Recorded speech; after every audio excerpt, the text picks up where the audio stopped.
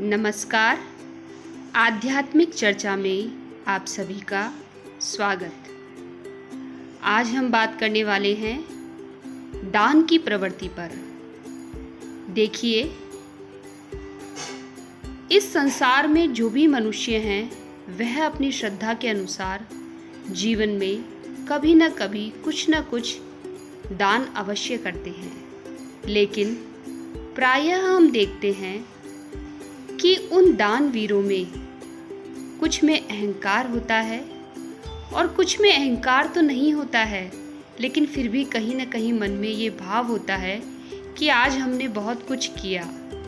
तो इसी भाव पर आधारित कि दान वाकई होता क्या है, सच्चा दान हम किसे कहेंगे, प्रभु की कृपा कौन से दान करने से हमें प्राप्त होती है और कौन दान करने के पश्चात बड़प्पन का अधिकारी होता है, इस बात को हम एक प्रसंग के माध्यम से जानेंगे जो भगवान श्री कृष्ण और अर्जुन के जीवन से जुड़ा हुआ संवाद है।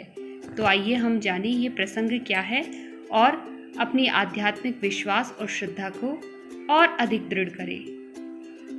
एक बार की बात है कि श्री कृष्ण और अर्जुन कहीं जा रहे थे। रास्ते में अर्जुन ने श्री कृष्ण से पूछा कि हे प्रभु, एक जिज्ञासा है मेरे मन में, अगर आज्ञा हो तो मैं पूछूं। श्री कृष्ण ने कहा, अर्जुन, तुम मुझसे बिना किसी हिचक कुछ भी पूछ सकते हो।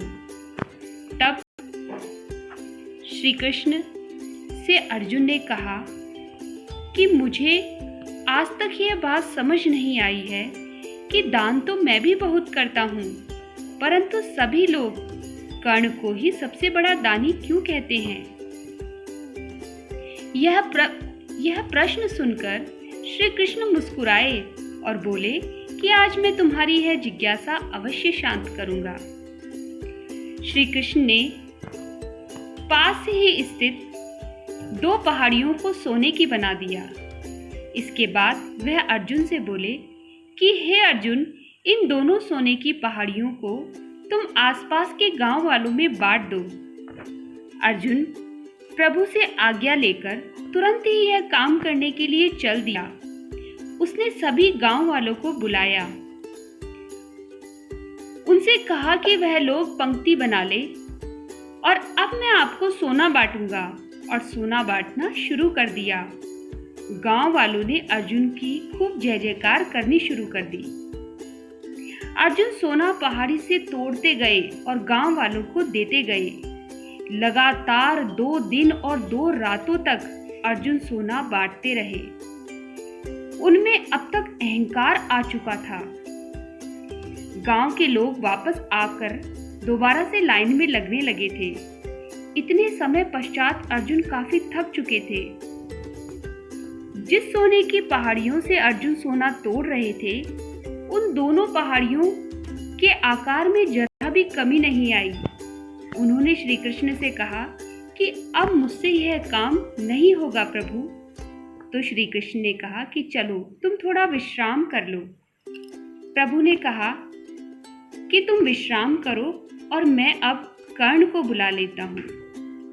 और उन्होंने कर्ण को बुला लिया।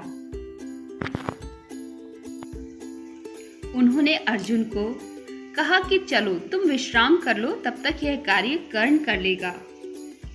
उन्होंने कर्ण को यह आज्ञा दी कि दोनों पहाड़ियों का सोना इन गांव वालों में बांट दो।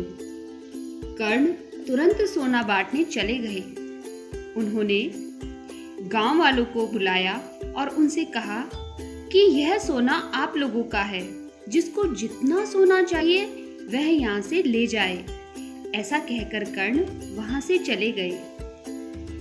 यह देखकर अर्जुन ने कहा कि ऐसा करने का विचार मेरे मन में क्यों नहीं आया हे भगवान।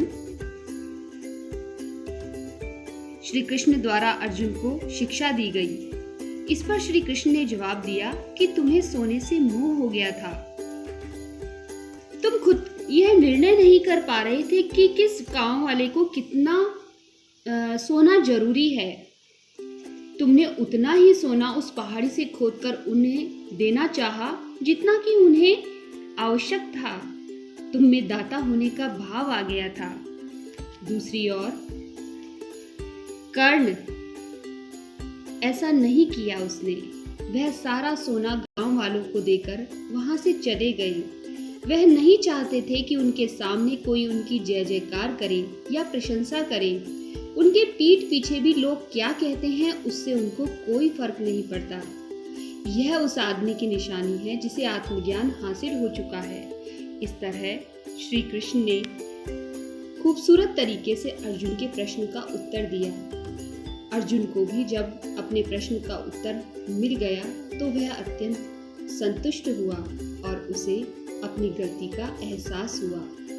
इसलिए कहा जाता है कि दान देने के बदले में धन्यवाद या बधाई की उम्मीद करना भी उपहार नहीं सौदा कहलाता है। यदि हम किसी को कुछ दान या सहयोग करना चाहते हैं तो हमें यह बिना किसी उम्मीद या आशा के करना चाहिए, ताकि यह हमारा सत्कर्म हो, न कि हमारा अहंकार।